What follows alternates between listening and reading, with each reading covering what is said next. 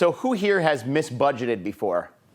And look, I know I'm not alone. Mismanaging your money might be more common than you think, and that includes athletes and entertainers. We're going to take you behind the scenes with a special episode of UBS Trending right now.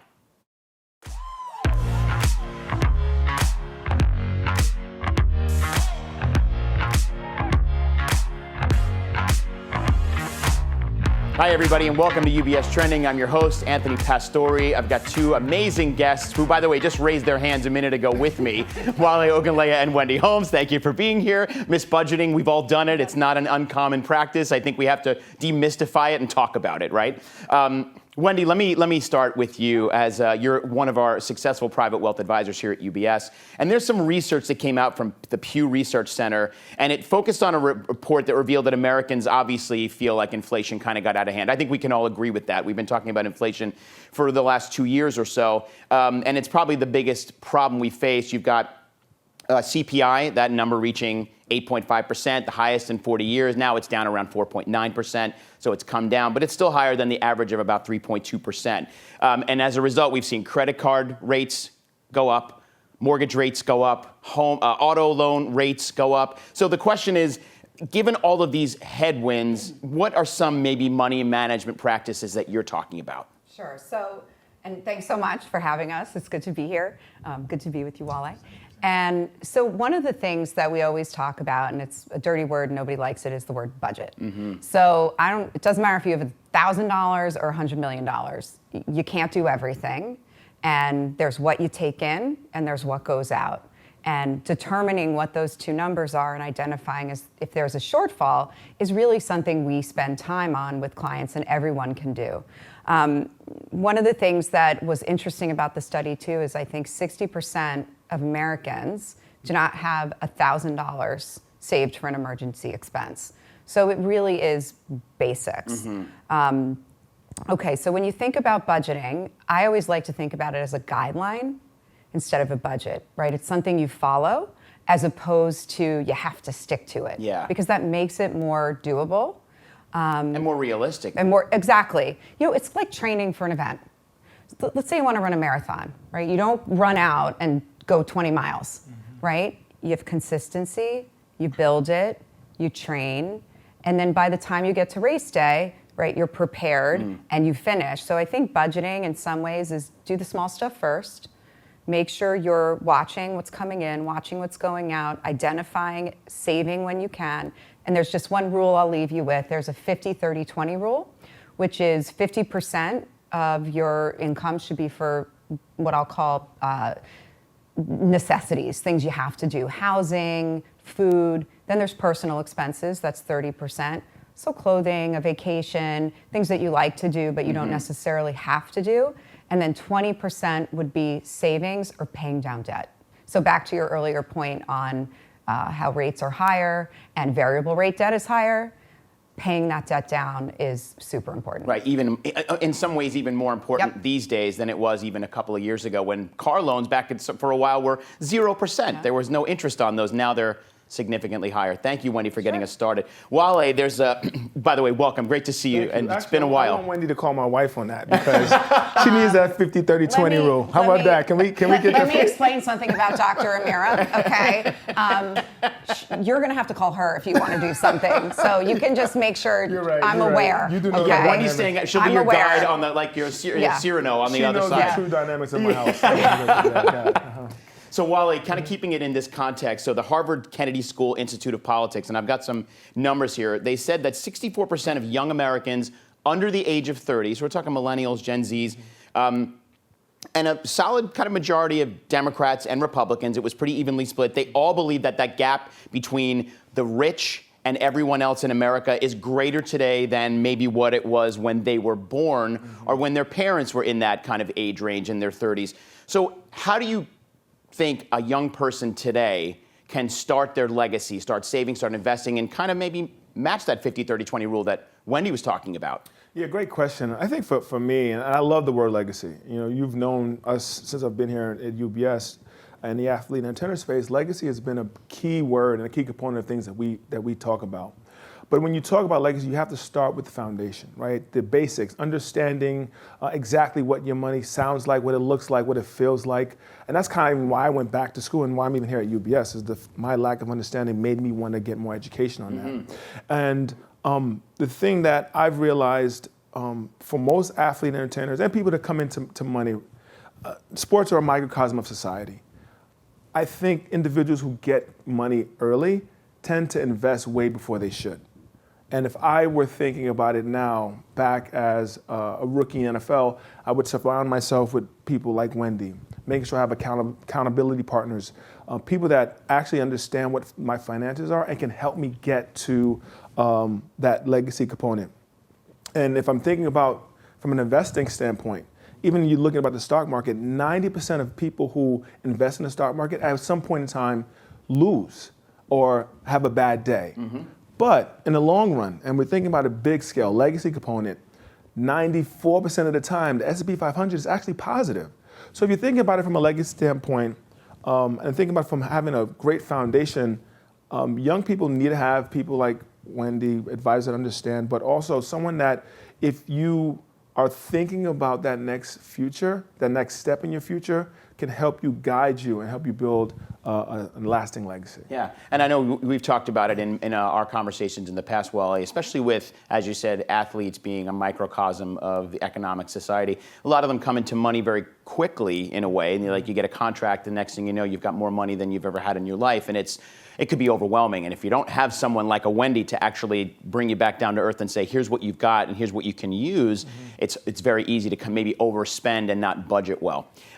Before we continue on, I wanted to let everybody know that during Financial Literacy Month, the Athletes and Entertainers client segment that Wale leads released Level Up. It's a video series that features accomplished pro athletes kind of discussing relevant money topics. And we've got a clip. We're going to roll that for you right now.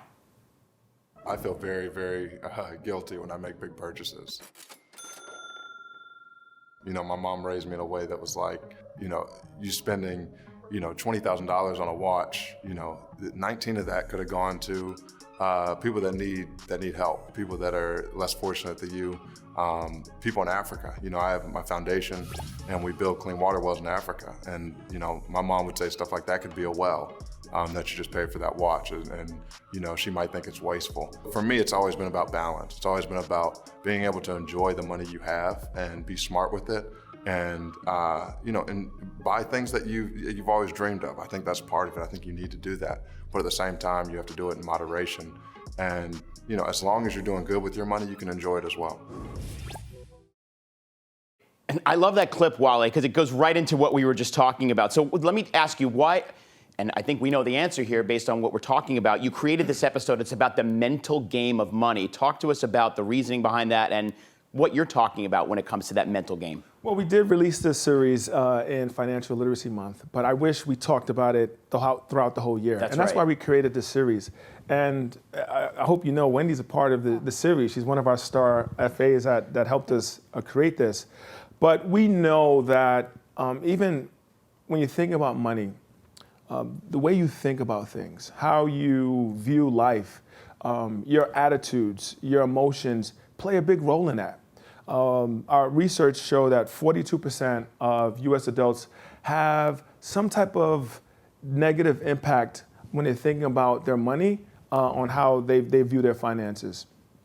And if we dive a little deeper, 80% of Americans feel that money negatively affects the way they view how they're going to invest. So this series and this show was a great opportunity for us to think bigger, think about how UBS thinks about how we think about investing. And it's just not about 1 + 1 = 2. It's about really how you feel how 1 + 1 = 2. And this series was extremely near and dear to me because even as an athlete, a lot of times it's not about really who you're playing. A lot of times it's yourself that you're battling against. And some of the biggest champions in the world are really strong mentally. And we look at it from our finances. The stronger you are, how you feel about things, how comfortable you are in your own skin, and the way you feel about life is how you're going to invest. And I'm so happy that we have this series because UBS is leading the way in how we discuss our finances. And we know it's just not about the stock market and the S&P 500. It's dig deeper, and this series shows that. I love how you just kind of made the analogy that to be a successful athlete, you have to be mentally prepared and, in a sense, have confidence in who you are and what you're bringing to the field. It would be wonderful if those athletes could use that same mental wherewithal and put it towards their finances, but that's a way easier said than done. And you said 80% of Americans are anxious about their financial situation. That should have been my first question. Who's anxious about money? And everybody would have raised their hands, absolutely. right? Wally, thank you. This is really, really important stuff. So Wendy, when you consider, by the way, congratulations on being a part of Level Up. Perfect choice. Star. Yeah, absolute Okay. star, absolute star. But considering the mental game of money, what advice do you give to someone, a consumer who is looking to get that car, buy that house, and make sure they're budgeting it correctly, and maybe not overspending, whether it's on education or what they can afford? What advice are you giving them? So something I think is always, and by the way, Wally, I just love what you've done with the athletes and entertainers. It's so awesome. And it's so applicable to anyone who has come into wealth and needs help, and is in a position of vulnerability. So I love everything you've done, and it's really nice to be one of your partners. Look, at the mental game of money, so there's a big difference between spending and investing. So the question you're asking is really around how do you make decisions, big decisions, right? Buying a home, buying a car. And one of the questions in some of the prep was even having a family, like would someone consider finances when having a family? So one of the things I like to work with clients on is what's an investment and what's a discretionary spending item. So if you think about your home, right? You have assets in your balance sheet column, maybe in cash. Let's say you put that cash into your home, you improve your home, you renovate. You're not necessarily spending. What you're doing is you're transferring that cash from your balance sheet over to your home. Right. Now, you haven't lost it, but it's not liquid anymore, and it's not earning for you, right? So that's something that's more of an investment. Or education, right? If you think about the difference between a high school diploma and a bachelor's degree, you make 84% more with a bachelor's degree. So investing in education is very different from spending on education. That's a big number. I'm glad you mentioned that. Yeah, I was shocked when I saw shocking. it. But like a vacation as an example, there's a return on that. There's a memory, there's fun. I know you just had a pretty crazy vacation. That's not for the viewers. We're gonna keep that in the nest. Yeah, absolutely. But those are things that have a return that once you have the experience, though, it's gone. Just one other note is about mortgages. So, most people have a fixed rate mortgage. 90% of mortgages in the United States are fixed rate, and 60% of those are below 4.25%. So if you can fix the biggest expense that you have, that's going to give you a lot more flexibility. Right, exactly. And some of us, before obviously rates started going up, had an opportunity to refinance as rates were coming down over the last decade or so. And hopefully people who bought in the last year with higher rates will have an opportunity to refi again, depending on what the Fed decides to do and where inflation and rates go. So it's a big story. Anyway, I want to thank you both. What a great conversation. Thank you. Such fun energy in the studio today with Wendy and Wally. Thank you both. W2, Wendy, W2. Wally. Yes. We'll be back. The power of the W. Love it. Thank you both. Great to see right. you. And thank you all for joining us. There's lots of information on our Insights website at ubs.com/views. Plus, please follow us on social media. You can take a look at our Instagram page at UBS Trending for content that you are not going to find anywhere else. Plus, we're on all the other channels, LinkedIn, Facebook, and Twitter. And as always, if you have questions about your portfolio, please speak with a financial advisor just like Wendy. Until next time, I'm Anthony Pastore. Have a great day, everyone. And remember to keep your eyes on what's trending. We'll see you soon, everybody.